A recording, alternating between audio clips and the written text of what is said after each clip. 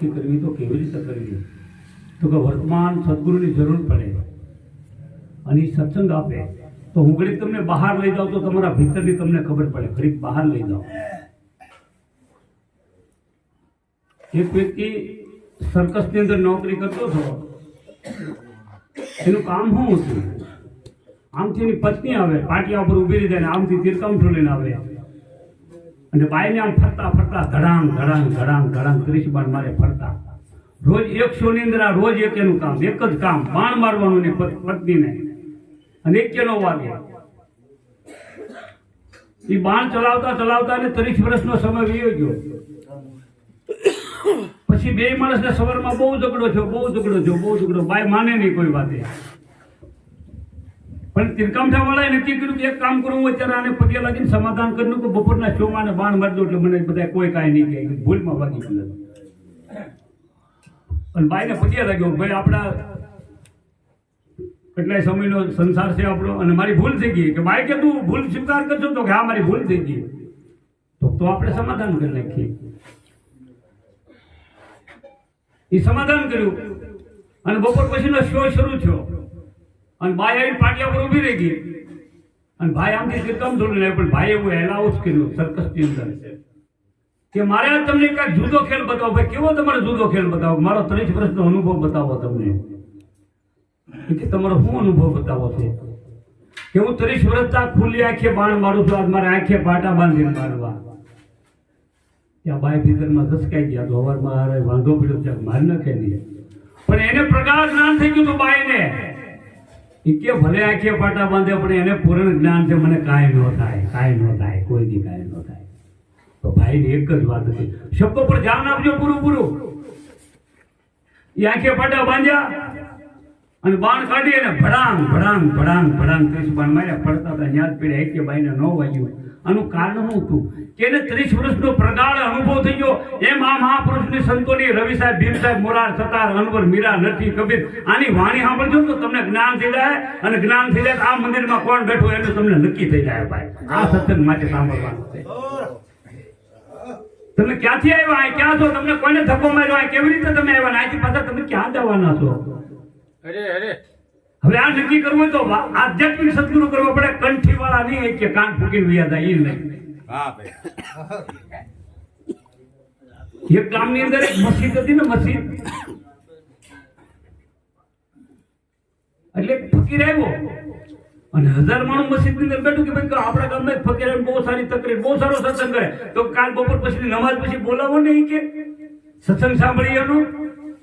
તે ફકીરે કીધું આવીશ? તો કે આવું. બપોરની નમાઝ પૂરી થઈ એટલે આવ્યો ફકીર. એ કે કરો સત્સંગ ચાલુ.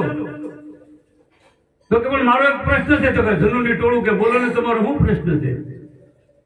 એ કે હું તમને એક સવાલ કરું, મને જવાબ આપો, પછી મારો સત્સંગ શરૂ કરું. મારી તકલીફ શરૂ કરી. તકલીફ કે આપણે સત્સંગ કરીએ. જે બોલો ને શું પ્રશ્ન છે? જે ફકીરે એમ કીધું એ ટોળાને, એ કે તમને હાસા ખુદાની ખબર છે કોઈને? તો હું સાંભળી કરું હાસા ખુદાની, તો હું મારા સત્સંગની શરૂઆત કરું. કે બધા હું સાંભળી કરી કે તમને હાસા ખુદાની ખબર છે? તો કે હા. તો સત્સંગ શું કરવો તમારે? ન થાય.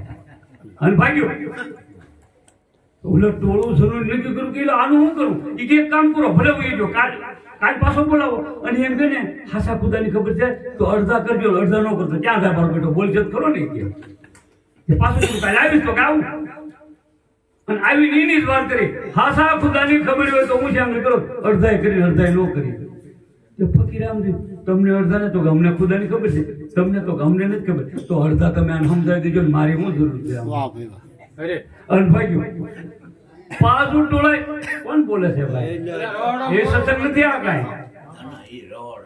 તોય ભલે ને આ અમારી સુરતા અહીંયા હોય જાય. વાત આખી સુરતા ઉપર છે ભાઈ.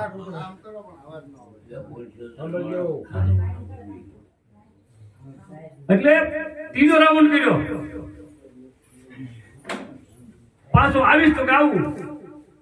પાછી એની જ વાત કરી ફકીરે. હાસા ખુદાની ખબર હોય તો હું સાંભળી તો કોઈ ન કરી. એ ફકીરે તમને ખુદાની ખબર નથી? તો નહીં. તો તમારે સત્સંગ શું કરવો? એ કે અને ભાગ્યો. પછી ચોથો રાઉન્ડ ન બોલાવ્યો, નકર કરે કરીબ આખું જગત સમૃદ્ધિ ભંગ છે. કેવી રીતે 80 વર્ષ પહેલા બીજું વિશ્વ યુદ્ધ થયું હતું ને, ઇંગ્લેન્ડ ની અંદર એક ગોરા સૈનિક ને ગોળી વાગી ગઈ માથામાં, તો સમૃદ્ધિ વહી ગઈ. આ બિલો હોય, બિલો પર નંબર ઉપર નામ હોય, એ બિલો પડી ગયો. પછી યુદ્ધ પૂરું થયું, પછી બધા સૈનિક ને મૂકવા હતા, પણ આને ક્યાં મૂકવા હતા? તો સમૃદ્ધિ ભંગ છે. પછી ની અંદર ડાયા માણસ હતા ને નક્કી કર્યું એક કામ કરો ને કે આખા ઇંગ્લેન્ડમાં કદાચ આપણે ફેરવી ટ્રેન ની અંદર, રેલગાડી ની અંદર, અને સમૃદ્ધિ આવી જાય. તો એમ ટ્રેનમાં ફેરવતા હતા અને ડબ્બામાં બેઠા ની બારીમાંથી સૈનિક ક્રોસિંગ થયું ગાડીનું, અને ડબ્બામાં બારીમાંથી ભાળી ગયો ઓલું એ માણસ સમૃદ્ધિ ભંગ. એ કે ઓલી જો ઝાડ પૂરી, ઓલી જો ધજા દેખાય, એ મારું ગામ છે. એને સમૃદ્ધિ આવી ગઈ.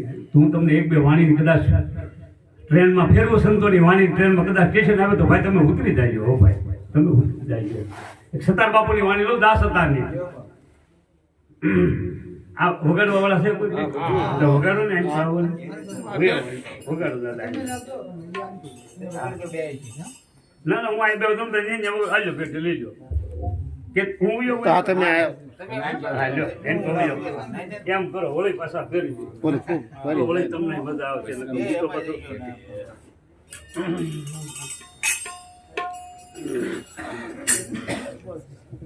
હા ચાલુ છે. હા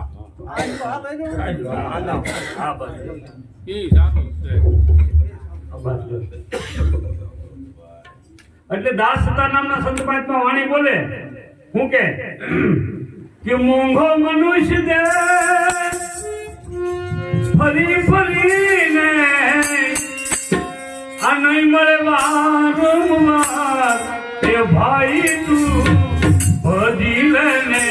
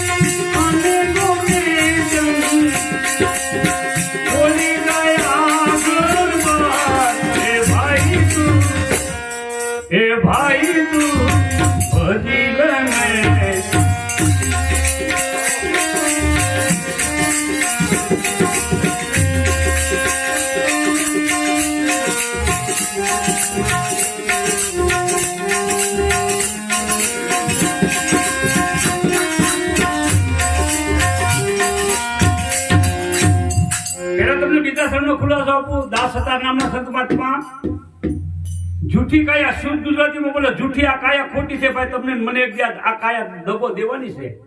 આ કાયા ત્રણે કાળમાં ગમે ત્યારે પડવાની. ત્રણ કાળ કોને કહેવાય? બચપન, યુવાની, બુઢાપો, ભૂત, ભવિષ્ય, વર્તમાન ત્રણે કાળમાં કાયા પડી જવાની. પણ ભગવાન કૃષ્ણ અર્જુનને યુદ્ધ ચાલુ યુદ્ધમાં કીધું કે અર્જુન તું હજર છો, તું અમર છો, તું અજન્મા છો. એવો આ મંદિરમાં અજન્મા બેઠો, એ કોઈથી મરવાનો નથી. એ તમારા ગુરુના આધારે એનો અનુભવ કરી લો ભાઈ. જો માં બીજી નવી નો ગોતવી હોય તો તું હજર છો, તું અમર છો, તું અજન્મા. જૂઠી કાયા, કાયા ભલે જૂઠી ગમે ત્યારે પડી જાય, પણ તમે ક્યાં પડવાના છો કોઈ દી?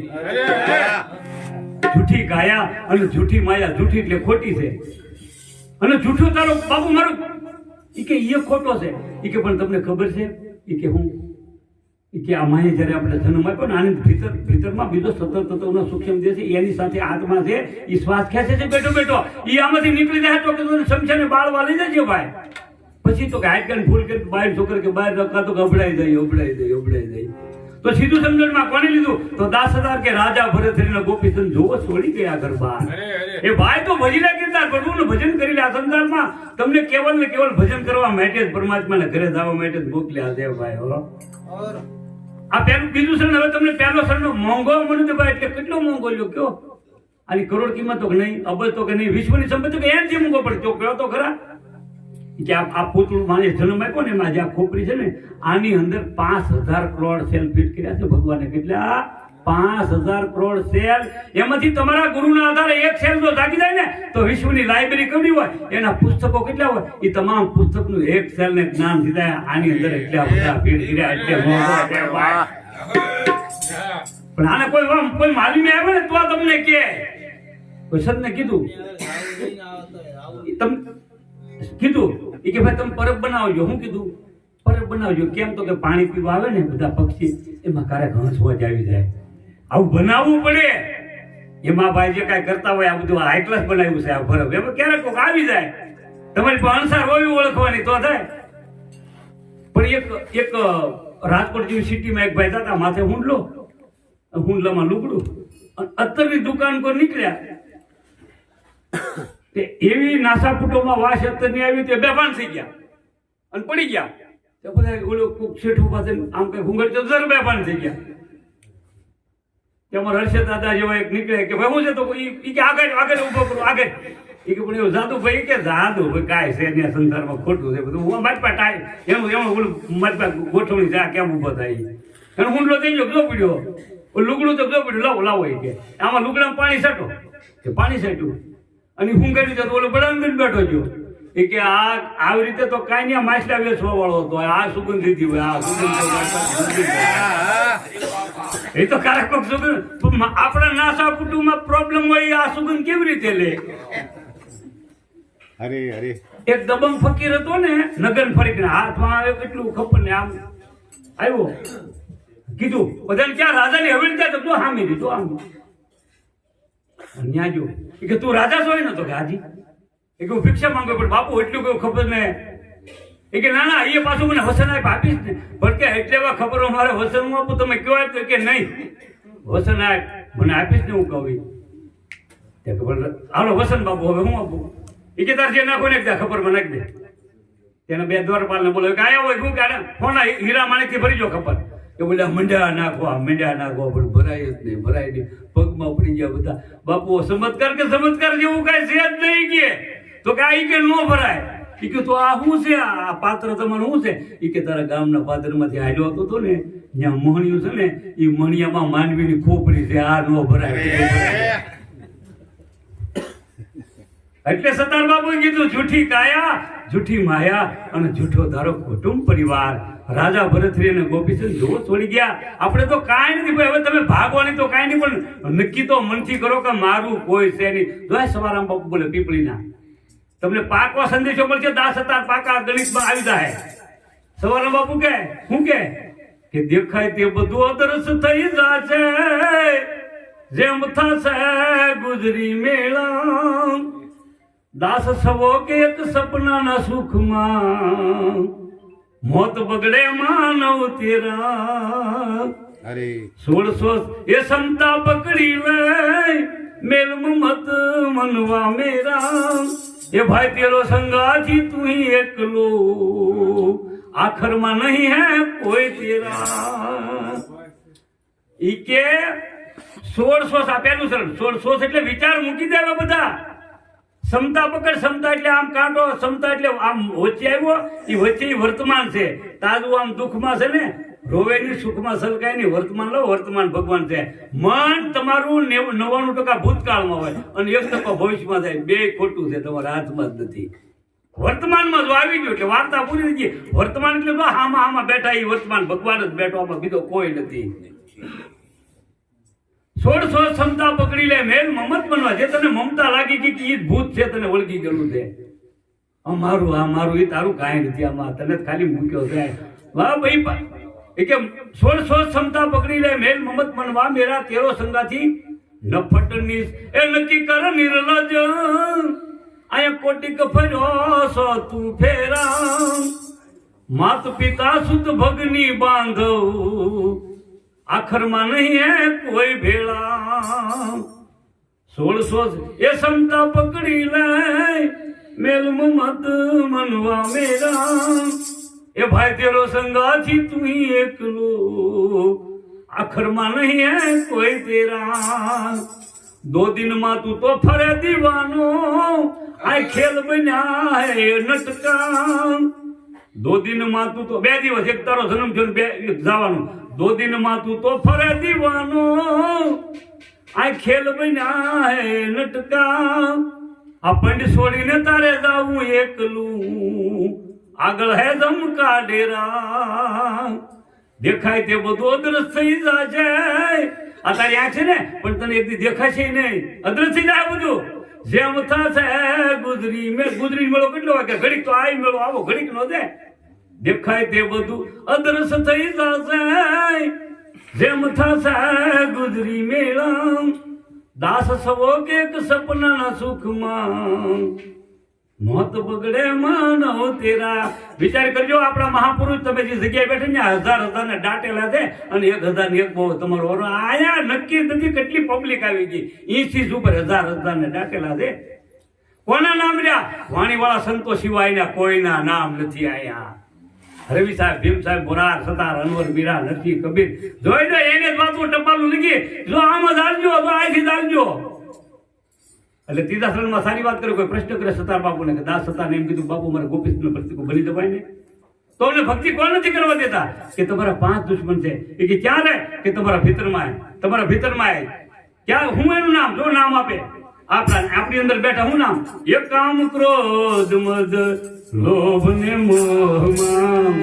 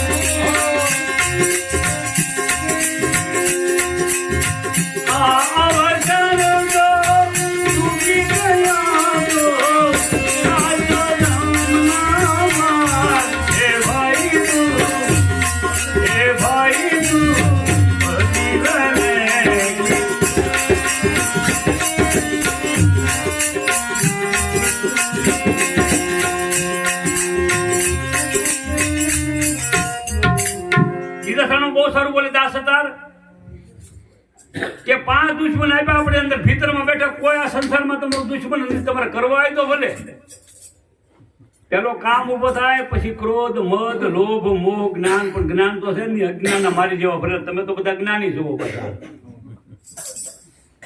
આ અવસર આ 5 ને નહીં મારું તો તમે ખાજો, કોઈ પ્રશ્ન કર્યો જમના મારે બાપુ તમે જમ જોયા? કે મેં તો બહુ જોયા ભાઈ, તમે તો અમે તો ફોટા જોઈએ તો કેવા જમ ન હોય બાપુ, કેવા જમ હોય?